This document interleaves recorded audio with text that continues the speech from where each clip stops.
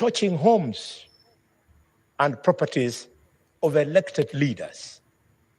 We are indeed in a bad place, and therefore, as we say in our community, when you are mourning, you don't mourn with shame. We must speak to it, as I wish to do now. Mr. Speaker, we are where we are today because Kenyans hate and are angry with the ongoings in the country. And if we don't speak to them and take action, we will go nowhere. It was never the finance bill. It was simply that the finance bill was a trigger. Why? Because public servants, led by ministers, are very, Mr. Speaker, corrupt. And people hate this, and people are angry. Yesterday, colleagues, I was called by a minister whose name I don't wish to bring on the floor because it's not necessary. And he was very angry with me for the position that I have taken, especially over the weekend in Nabaholo, over corruption in the cabinet. He told me very many strong and bad things.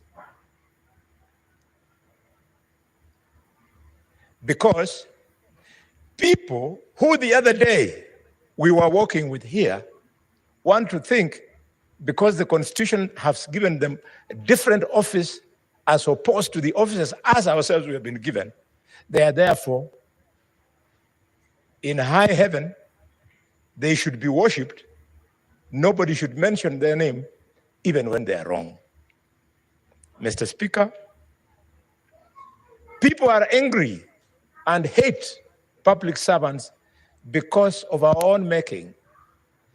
The public display of wealth and opulence, unless members of the public can quickly see where you've gotten it, they will not be happy.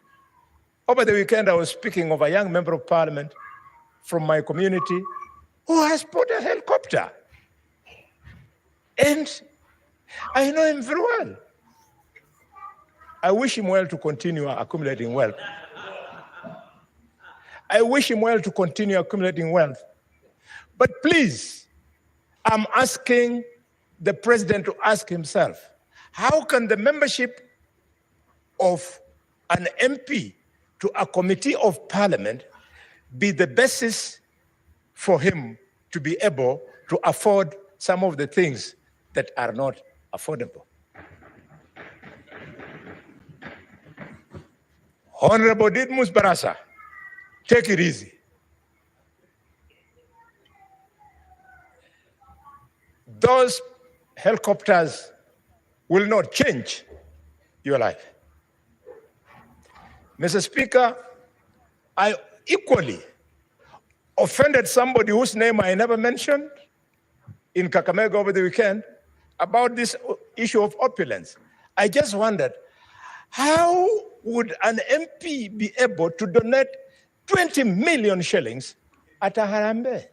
He was very offended. In another function, I saw a minister of this government carrying a white bag on the back like this and started announcing how many millions are in that bag. Said, Moja, Daily. No.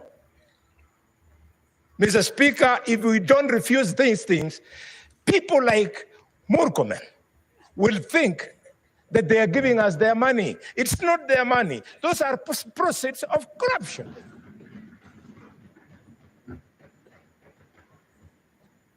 This House is saying no. Because of that anger, look at what our children did.